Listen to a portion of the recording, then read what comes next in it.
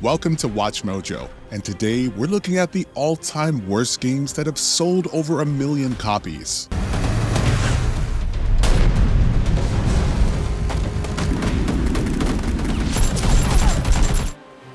Number 10. Ryse, Son of Rome. Rome will not fall. Not today. We must keep their army out at all costs! A hotly anticipated launch title for the Xbox One, Ryse Son of Rome had some of the best graphics we'd seen at the time, and we'd pretty much expect nothing less from Crytek. Even today, the graphics are still remarkable, especially for 2013, arguably rivaling the original version of The Last of Us on the PlayStation 3. Unfortunately, graphics were all Ryse had.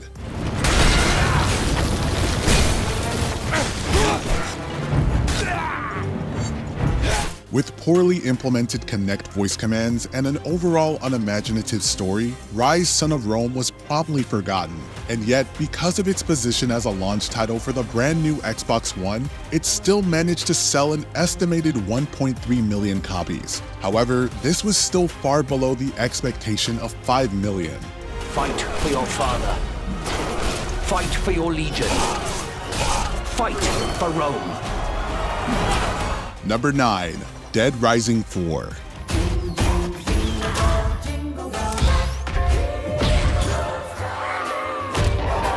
More from Microsoft, this time screwing up a highly anticipated sequel to the Dead Rising franchise. Dead Rising 3 was mediocre compared to its predecessors, despite making use of the Xbox One's power to render more zombies than we'd ever seen before on screen, so they decided to bring back Frank West for Dead Rising 4. It was also inexplicably a Christmas game set in the rebuilt mall from the first game, but drowning in Yuletide cheer and old Christmas songs.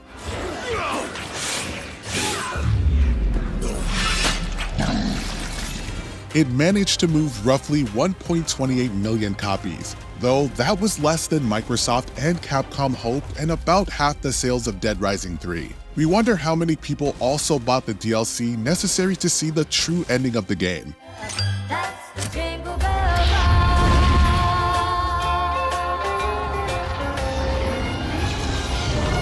Number 8. Knack.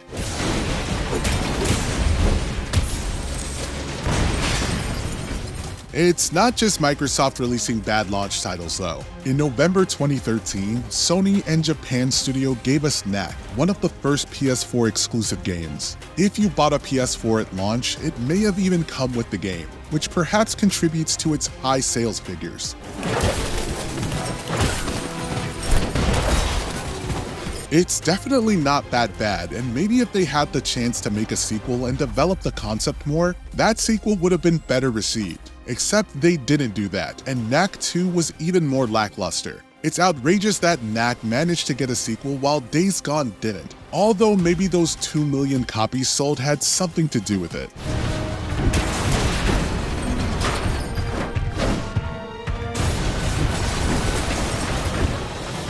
Number 7. Wii Music.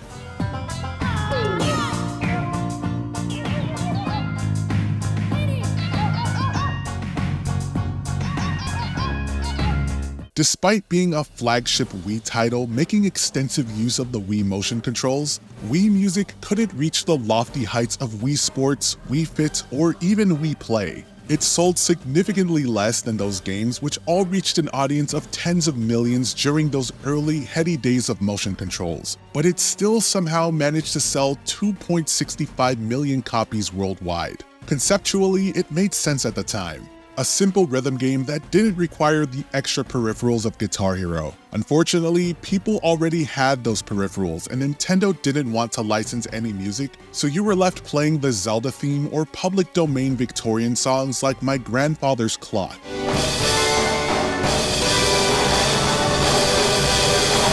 Number 6. Enter the Matrix.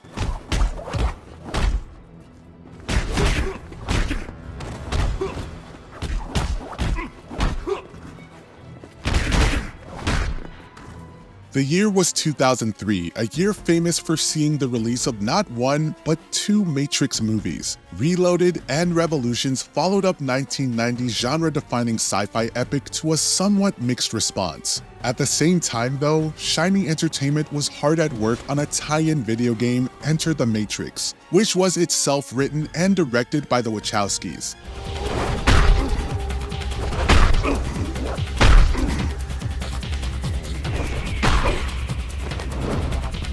The game is fine, and you can certainly have a fun time playing it today, especially if you enjoy the Wachowskis' trademark style. But other critics have said that Enter the Matrix is worse than people wanted to admit. Regardless, it ended up selling 5 million copies. Such was the power of the movie tie-in game in the PS2 era.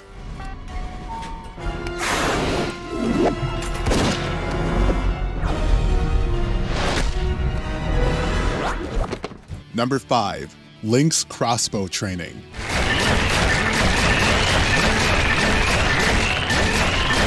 Some people would argue that this was barely a game at all, but not Nintendo, who did release it as a standalone title in order to promote the Wii Zapper, which was the console's gun peripheral. Flipping assets from Twilight Princess, the whole novelty is the peripheral, though it wasn't long before you could get far better shooters that used it. But as is often the case with motion controls, it was physically difficult to play, but could be beaten in under an hour if you were good enough.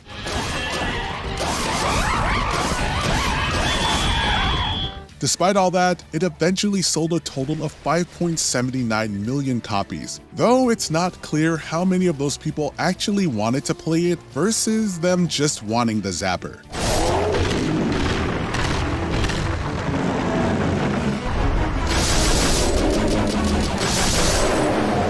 Number 4. Kinect Adventures. We cut the legs off of our pants, threw our shoes into the ocean, sit back and wave through the daylight. Seeing the runaway success of the Wii, Microsoft and Sony eventually jumped on the trend. While the PS Move was like a more powerful Wii utilizing the better hardware of the PS3, Xbox forwent controllers entirely and gave us the Kinect. Even at the time, people were skeptical about the Kinect, and those cynics were proven right. But if you were optimistic enough to buy a Kinect, you'll likely have gotten this game bundled with it, explaining how it managed to move an astonishing 24 million copies. Even more miraculously, that makes it the best-selling game to release on the Xbox 360, which had a massive library of games. Yes, including Halo, COD, and GTA 5.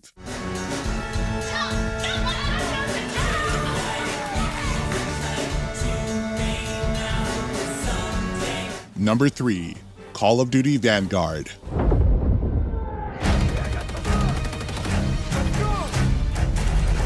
Target locked. Dropping bomb. Speaking of Call of Duty, all of them sell in huge numbers, but not all of them are popular. 2023's Modern Warfare 3 remains the worst received, but we don't know exactly how many copies it sold. But we do know that Vanguard sold a monumental 30 million across all of its platforms, putting it right alongside monster hits like Borderlands 2 and Cyberpunk 2077. Despite that, much criticism was levied against its story and was yet another miss from Sledgehammer, who really needed a win after the last game they led development on, World War II, became one of the franchise's most forgotten releases.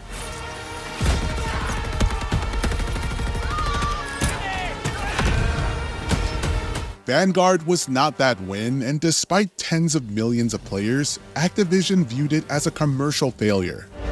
Light 'em up. Forged in the fires, we were the tip of the spear. We were the Vanguard. Number 2. Overwatch.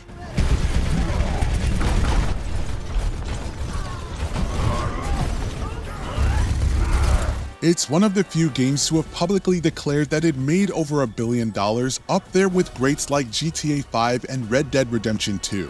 To this day, firing up your copy of Overwatch and jumping into a match is a ton of fun, or it would be were it possible. We don't know how much of that $1 billion came from sales of the game or how much came from persuasive microtransactions. But one thing's for sure, a lot of people bought Overwatch with their hard-earned cash, and they didn't get refunds when Overwatch 2 erased the original game and made it free to play.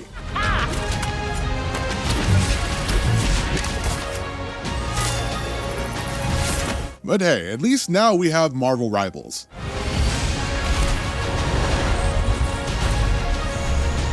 Before we continue, be sure to subscribe to our channel and ring the bell to get notified about our latest videos. You have the option to be notified for occasional videos or all of them. If you're on your phone, make sure to go into your settings and switch on notifications. Number 1. Ark Survival Evolved.